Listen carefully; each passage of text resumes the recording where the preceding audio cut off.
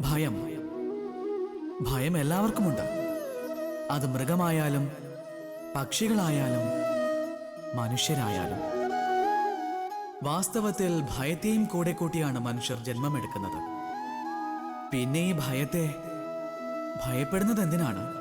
ഭയം ഒരു ചീത്ത ഭാവമാണെങ്കിൽ അതിനെ എന്തിനാണ് നാം ജന്മത്തിൽ കൂടെ കൂട്ടുന്നത്?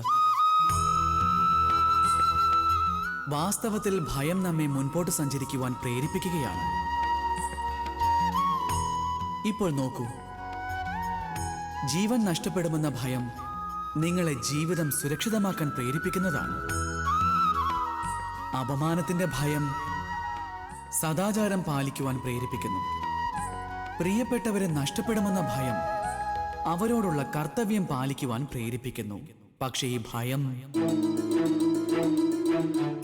ഭയം മോശമാകുന്നത് അപ്പോഴാണ് നിങ്ങൾ ഭയത്തെ നിങ്ങളുടെ മേൽ ആധിപത്യം സ്ഥാപിക്കുവാൻ അനുവദിക്കുമ്പോൾ.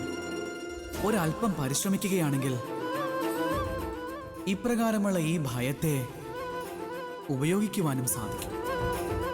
നിങ്ങൾ സ്വയം ഈ ഭയത്തിനു മേൽ ആധിപത്യം സ്ഥാപിക്കേണ്ടതാണ്. ഭയത്തിന്റെ അതിർവരമ്പുകളെ ലംഘിച്ചാലും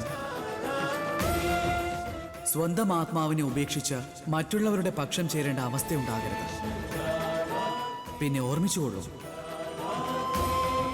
എപ്പോൾ അന്ധകാരത്തോടുള്ള ഭയം ഇല്ലാതാകുന്നുവോ അപ്പോൾ സ്വയം വിളക്കായി മാറി പ്രകാശം പരത്തുന്നതാണ്. രാധേ രാധേ.